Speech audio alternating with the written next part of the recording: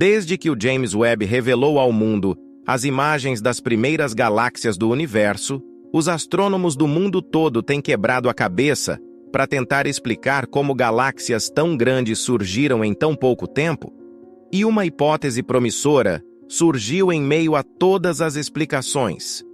Estrelas escuras. Elas não são necessariamente negras. Não é por isso que elas têm esse nome. Aliás, muito pelo contrário. Teoricamente, elas brilhariam mais do que as estrelas comuns, a ponto de serem confundidas com galáxias. O que são essas estrelas escuras? Por que elas podem ajudar a explicar as imagens de galáxias primitivas do James Webb? É isso que você vai ver nesse vídeo.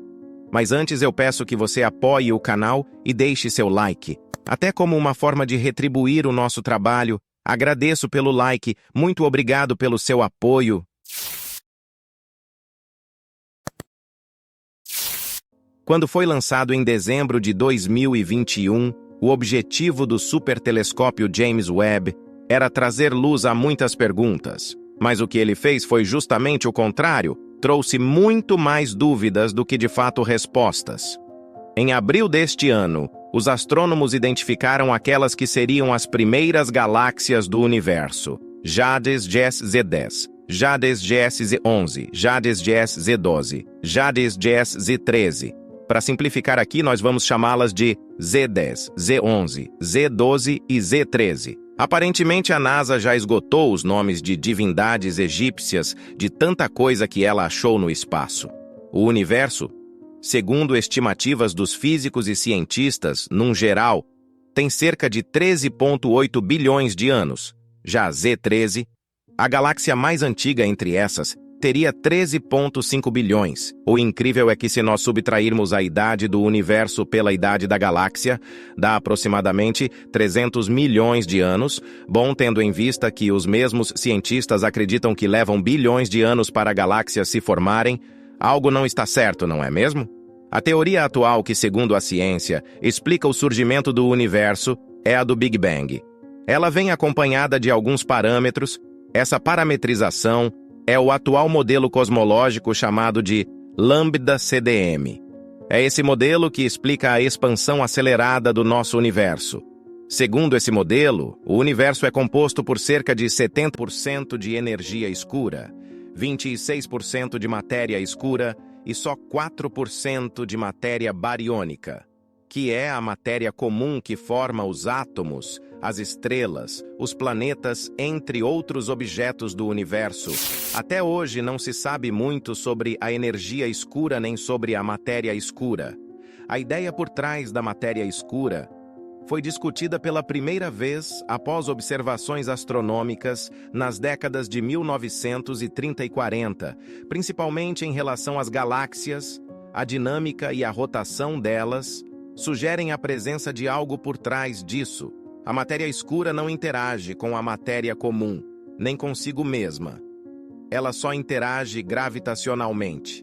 Agora imaginem uma estrela escura com capacidade de absorver mais matéria escura. Elas com certeza ficariam enormes, tão grandes que ao observarem de muito, muito longe, elas poderiam se parecer com galáxias. Vamos recuar um pouco e voltar para 2007, quando a talentosa astrônoma Catherine Frazee apresentou uma hipótese instigante: a existência das enigmáticas estrelas escuras. Visualizem estrelas que brilham de forma distinta, não como as luminosas que pontilham nossas noites.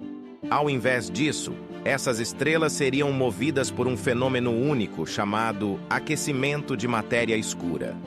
Pensemos nelas como astros únicos, que desafiam nossas concepções cósmicas. Enquanto as estrelas convencionais, como nosso Sol, brilham devido à fusão nuclear em seus núcleos, as estrelas escuras conquistam o equilíbrio de maneira única, através do aquecimento vindo da interação com a matéria escura. Mas como essas enigmáticas estrelas escuras se formaram? Vamos imaginar o início do universo, quando as coisas estavam bem apertadas. Existiam umas partículas estranhas de matéria escura chamadas WIMPs, que podiam se destruir e soltar uma energia bem forte. Essa energia aqueceu as nuvens de gás de hidrogênio e hélio que estavam flutuando pelo espaço, assim como os ingredientes básicos de uma estrela normal. Isso impediu que essas nuvens se colidissem por causa da gravidade e permitiu que as estrelas escuras se formassem. A matéria escura se transformou em calor, criando um equilíbrio delicado entre a gravidade e a energia, dando origem a uma estrela única. Agora, você deve estar se perguntando como a matéria escura, que não gosta de luz, pode fazer isso. Bem, antes de criar uma estrela escura, precisamos de um tipo específico de matéria escura. Não funcionaria se a matéria escura fosse feita de buracos minúsculos ou estrelas fracassadas. Tem que ser algum tipo de partícula nova e ainda não descoberta. E mesmo assim, existem algumas regras que essa partícula precisa seguir para criar uma estrela escura. Primeiro, a partícula de matéria escura não pode gostar muito de interagir com outras partículas de matéria escura. Isso significa que ela não colide facilmente com outras partículas sem chegar perto delas. Isso faz com que a matéria escura não entre em colapso facilmente devido à sua própria gravidade, o que é importante para explicar por que ela fica como uma nuvem gigante ao redor de quase todas as galáxias.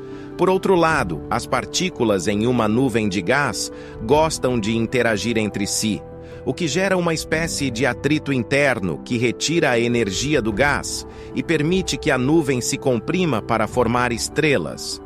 Mas com a matéria escura que não gosta de interação, ela fica fofa.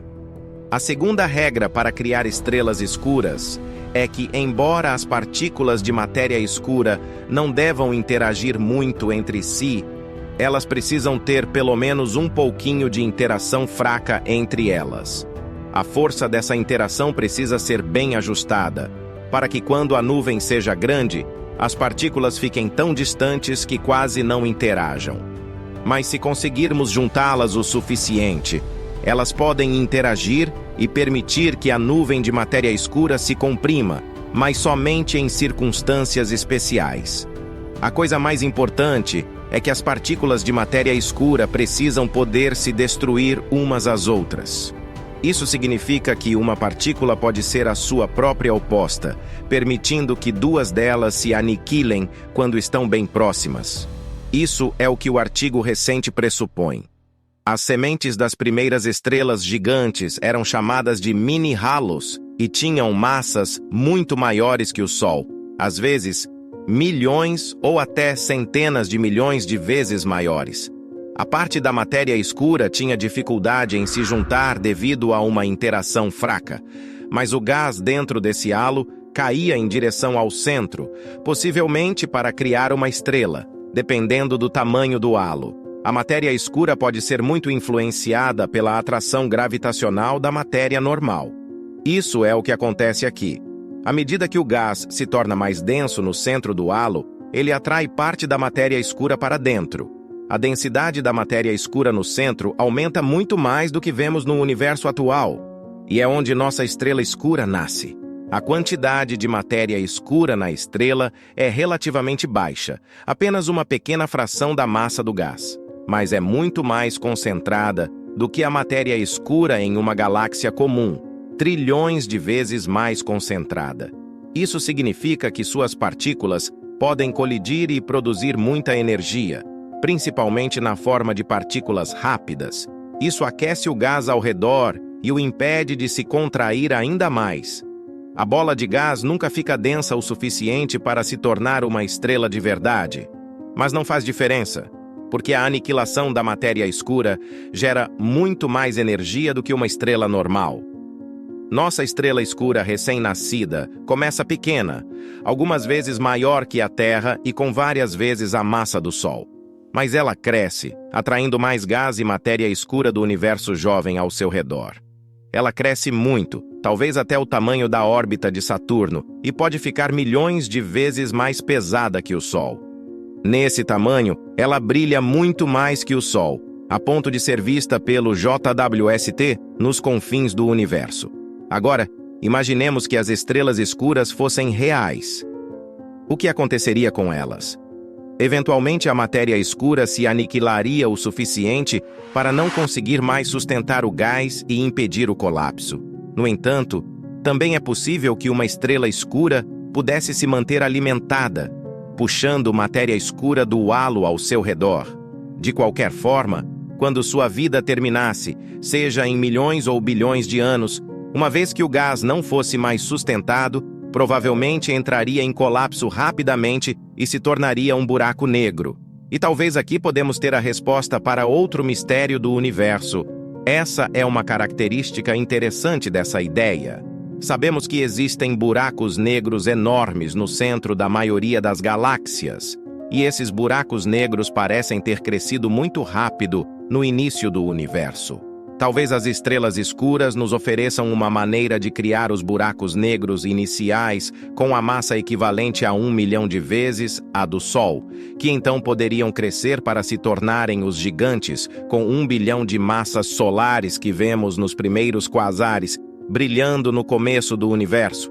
Então, as estrelas escuras são uma daquelas ideias que são difíceis de confirmar ou refutar? Felizmente, não. Existem algumas observações bem diretas que poderiam ajudar a diferenciar uma estrela escura de uma galáxia gigante. Podemos fazer isso observando as diferentes cores de luz que são absorvidas ou emitidas pelo gás nesses objetos. Quando analisamos a luz de uma estrela em suas diferentes cores, o que chamamos de espectro, vemos algumas partes que faltam em cores específicas.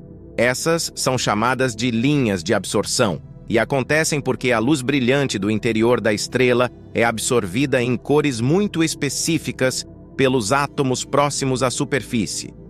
Por outro lado, o espectro de uma galáxia costuma mostrar o que chamamos de linhas de emissão. Isso é a luz do gás frio entre as estrelas, que é iluminado pela luz das estrelas ao redor. Isso nos dá as cores que vemos em belas imagens de nebulosas. Agora, se conseguirmos obter espectros de alta qualidade desses objetos, a presença de linhas de emissão específicas indica que é uma galáxia. Mas se não encontrarmos linhas de emissão e, em vez disso, vermos linhas de absorção, isso sugere que seja apenas uma única estrela. Com a quantidade incrível de luz que as estrelas escuras emitem, elas seriam uma explicação forte. Claro, pode ser uma mistura. Uma pequena galáxia com uma estrela escura no centro, mas esperamos que os espectros também ajudem a esclarecer isso. É claro que esses aglomerados distantes podem simplesmente ser galáxias, embora galáxias muito estranhas. Então, o que temos aqui? Estrelas escuras ou galáxias? Bem, as galáxias parecem mais prováveis, principalmente porque sabemos que elas existem, enquanto as estrelas escuras ainda são apenas uma ideia especulativa. Mas este é um caso empolgante em que temos uma observação nova e um tanto estranha. E existem observações claras que podemos fazer para aprender mais. Se essas coisas acabarem sendo estrelas escuras ou não, com certeza aprenderemos mais sobre aquele período misterioso quando as primeiras estrelas, sejam elas escuras ou luminosas, surgiram no início do universo. A expectativa é que no futuro, usando lentes gravitacionais ampliadas pelo James Webb, essas lentes podem aumentar a resolução a um ponto onde talvez seja possível confirmar se são realmente pontos únicos de luz, em oposição a galáxias estendidas. Se as estrelas escuras forem confirmadas, isso colocaria as observações do JWST em concordância com a teoria atual de evolução do universo. Além disso, seria uma grande evolução na nossa compreensão sobre a matéria escura, do que, aliás, não sabemos quase nada. Se você acompanhou até aqui, inscreva-se no canal para ficar por dentro de mais conteúdos como esse. Ative o sininho para ser notificado de novos vídeos que são lançados no canal. Até a próxima, aqui você encontra sempre algo mais.